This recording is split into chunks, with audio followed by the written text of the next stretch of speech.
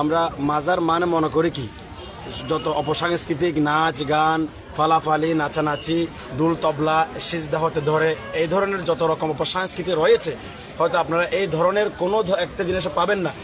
এখানে স্পষ্টভাবে লিখে দেওয়া হয়েছে যে আল্লাহ ছাড়া কাউকে সেজদা করা হারাম। এখানে স্পষ্ট লিখে দেওয়া হয়েছে যে যেন আল্লাহ ছাড়া আর কাউকে সেজদা করা এখানে নিষেধ করে দেওয়া হয়েছে।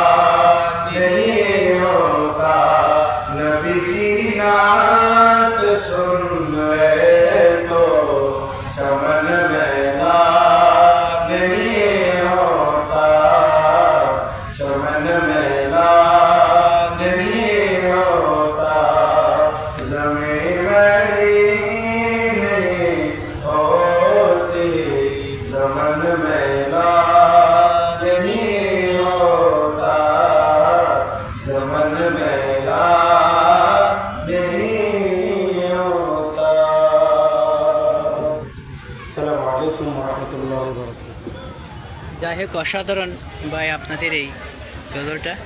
আসলে আমি আসছি আমাদের সাতক্ষীরা টিভি অনলাইন থেকে সরাসরি আপনাদের দেখানোর চেষ্টা করতেছি। আসলে দূর দূরান্ত থেকে এই হুজুরের দরবারে সারা বাংলাদেশ থেকে মুরিদ ভক্তরা আসতেছে। যে আশাটা কেন্দ্র করে মানুষ যেই এখানে আসছে বা হুজুরের বয়ান শুনবে সারা রাত, আগামীকাল হতে তারা এখান থেকে বিদায় নেবে।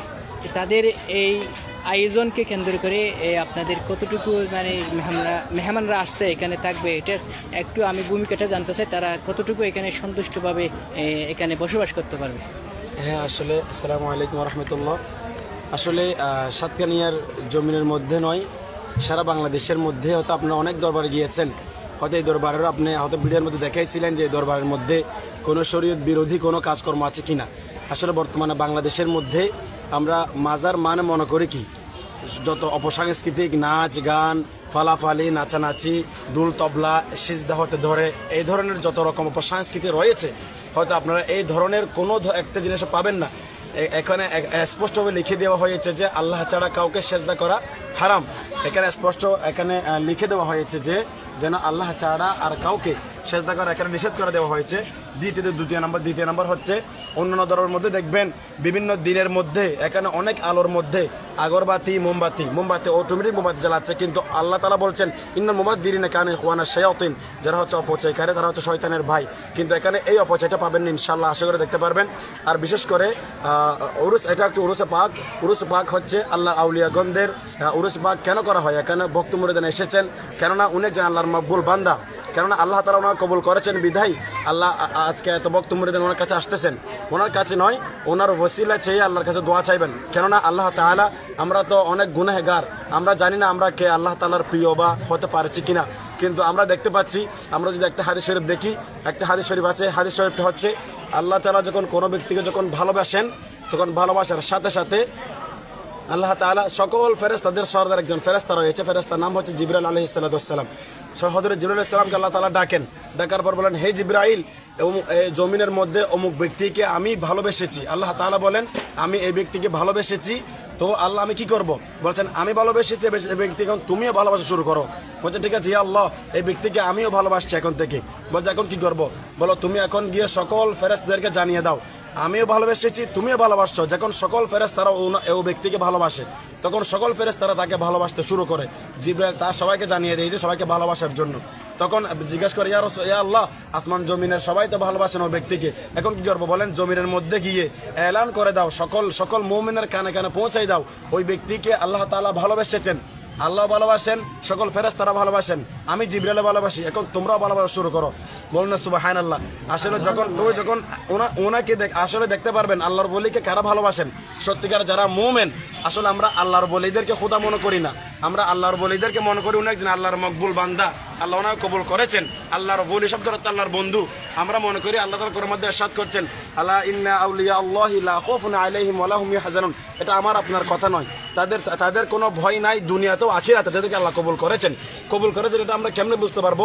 পৃথিবীর মধ্যে অসংখ্য বান্দা আছে, আমি আপনাকে কয়জনে চিনে, আমি আপনাকে কয়জনে বুঝে, কিন্তু দেখবেন আল্লাহর ওলিগণ তাদের কাছে মানুষ আছেন, তাদের জিয়ারত করেন, তাদের ওসিলা চেয়ে আল্লাহ তাআলার কাছে তারা কি চায়? তাদের গুনাহ মাফ চাই। আল্লাহ তাআলা কোরআনের মধ্যে ইরশাদ করছেন, বিসমিল্লাহির রহমানির রহিম, ওয়ালাউ আন্নাহুম যালামু আনফুসাহুম জাউকা ফাস্তাগফিরুল্লাহ ওয়াস্তাগফার লাহুমুর রাসূল ওয়াজাদুল্লাহ তাওয়াবার রহিমা। আল্লাহ তাআলা বলছে তোমরা যদি নিজের নফসের উপর বেশি গুনাহ করতে তোমরা যদি বেশি হতাশ হয়ে যাও, তাহলে রাসূল পাক সাল্লাল্লাহু আলাইহি ওয়াসাল্লামের দরবারে যাও, মদিনা শরীফে গিয়ে আল্লাহ রাসূলের কাছে দোয়া চাও, আল্লাহ রাসূল তোমার জন্য যদি দোয়া চাই তাহলে মাফ করে দিব।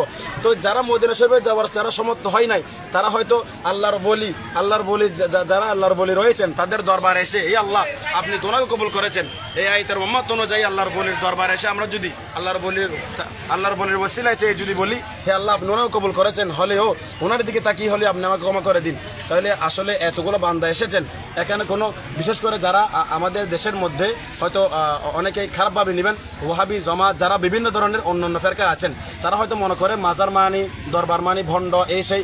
আপনি হয়তো আজকে আপনি পরে দেখাবেন, এখানে আমাদের দরবারের মধ্যে একেবারে স্পষ্টভাবে লিখে দেওয়া হয়েছে এখানে কোনো মেয়েদের প্রবেশ নিষেধ মেলার মধ্যে, হয়তো আপনি এটা প্রকাশ করবেন। এই বিষয়ে আমি একটু আপনাদের জানতে চাইছি, আমি এখানে মেলায় ঢুকছি।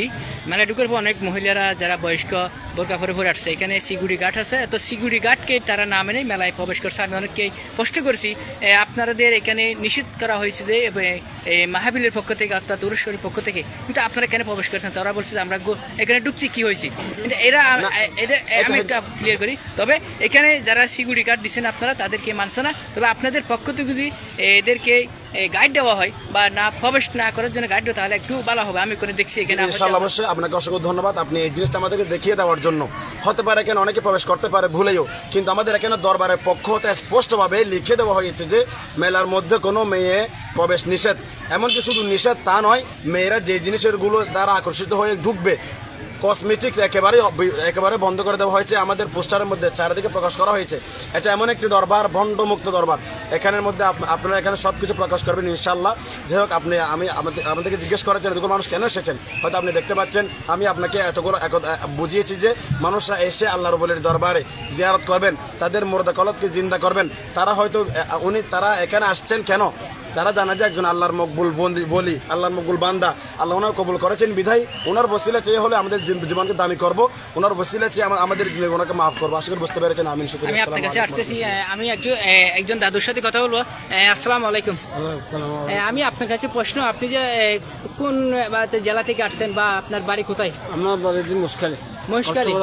আপনারা কয়জন আসছেন এখানে দল বেঁধে? প্রায় আরা মনে হয় প্রায় সব আচ্ছা আচ্ছা। কি মনে করে আপনারা যে হুজুরের দরবার আসে, ধর্মপুর দরবার আসছেন? আমরা সেই ওই হুজুর বাই আরা মুরিদ হয়েছেন এখানে? মুরিদ বেশি হুজুর দরবার থাই এনারা কিছু রাতে থাই। যাই হোক, আপনাদের এই হুজুরের দরবারে আসা এটা আল্লাহ পাক কবুল করে, এটা আমরা চাই। আমি ভাইয়ের কাছে আরেকটু প্রশ্ন করবো যে আসলে আজকে তো মূল আনুষ্ঠানিকতা শুরু হবে, কখন নাগাদ এই মূল আনুষ্ঠানিকতা শুরু হবে আমার একটু জানালে ভালো হবে। হ্যাঁ, 9টা-10টার দিকে আমাদের মূল অনুষ্ঠান শুরু হবে। যারা মাগরিবের পর থেকে বিভিন্ন নাত খারা, বিভিন্ন শায়ের এজাম, নাতে রসুল, নাত গজল এগুলো পরিবেশন করবেন। তারপর এশার নামাজ পরিবেশ। এখানে কিন্তু আপনি একটা জিনিস দেখবেন, অন্যান্য দরবারের মধ্যে কোনো নামাজের কোনো ঠিকানা নাই, কিন্তু এই দরবার দেখবেন 5 ওয়াক্তে নামাজ এখানে কি হচ্ছে, জামাত সহকারে হচ্ছে। আসলে যারা মাজার মানে ভণ্ড মনে করে, যারা এখানে মানুষ বিভিন্ন বিভ্রান্তি মনে করছে, কি কারণ মনে করছে, আমরা তো 5 ওয়াক্ত নামাজ ঠিকমতো পরিবেশন করছি। সাথে মাজারের দরবারের যত কি বলে যে শরীরের সম্মত মেনটেন করে আমরা এখানে কি করছি। যাই হোক, আপনাকে আমাদের সাতকানিয়ার পক্ষ থেকে অনেক পক্ষে ধন্যবাদ জানাচ্ছি। আপনার কথা শুনে বা আপনার যেই ব্যাখ্যাগুলো শুনে মানুষ উপকৃত হবে, এটা আমরা চাই। সুপ্রিয় দর্শক, আমরা অন্য প্রান্তে চলে যাব, আপনাদের দেখানোর চেষ্টা করবো। আসলে মাগরিবের নামাজে শুরু হয়েছে, আমরা এখন মাগরিবের নামাজের জন্য এখানে মানুষ